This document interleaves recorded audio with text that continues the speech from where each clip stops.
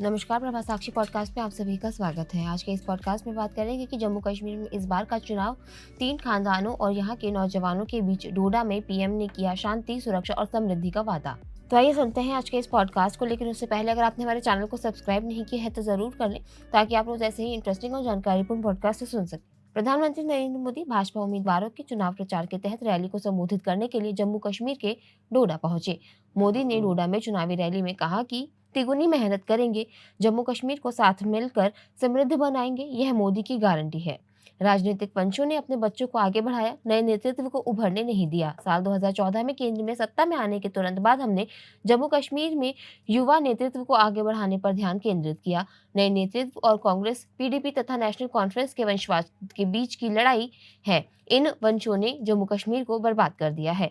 प्रधानमंत्री नरेंद्र मोदी ने कहा कि इतनी पीढ़ियां गुजरने के बाद उनको भाजपा सरकार ने आरक्षण दिया है। आज ऐसे अनेक साथी हैं जिनको पहली बार वोट डालने का हक मिला है। भारत का संविधान हर किसी को वोट डालने का अधिकार देता है, लेकिन संविधान को जेब में लेकर घूमने वालों ने 75 सालों तक आप में से कुछ लोगों से वोट देने का अधिकार छीन रखा था।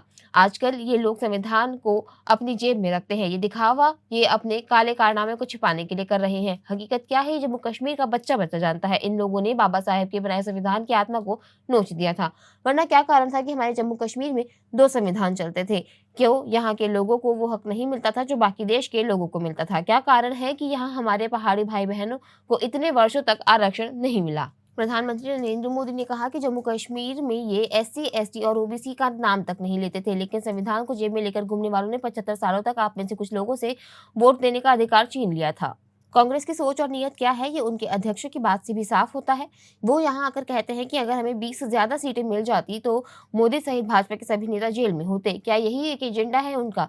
जम्मू कश्मीर का इस बार का विधानसभा चुनाव 3 खानदानों जम्मू कश्मीर के नौजवानों के बीच में होने वाला है। एक खानदान कांग्रेस का है, एक खानदान नेशनल कॉन्फ्रेंस का है और एक खानदान पीडीपी का है। जम्मू कश्मीर में इन 3 खानदानों ने मिलकर आप लोगों के साथ जो किया है वो किसी पाप से कम नहीं है। डोडा में चुनावी रैली में प्रधानमंत्री नरेंद्र मोदी ने कहा कि जम्मू कश्मीर में आतंकवाद अंतिम सांसें ले रहा है। जम्मू कश्मीर के बच्चों को आगे बढ़ाना चाहता है और भाजपा ने इसके लिए प्रेमनाथ डोगरा योजना की घोषणा की है। भाजपा जम्मू कश्मीर को विकसित और आतंक मुक्त बनाना चाहती है। भाजपा का संकल्प और आपका साथ ही शांत, सुरक्षित और समृद्ध जम्मू कश्मीर बनाएगा। इसलिए आपको 18 सितंबर को भाजपा के सभी उम्मीदवारों को भारी बहुमत से जिताकर विधानसभा भेजना है। आज के लिए इतना ही। अगले पॉडकास्ट में किसी और मुद्दे पर देंगे आपको विस्तृत जानकारी। तब तक के लिए जुड़े रहें प्रभा साक्षी के साथ।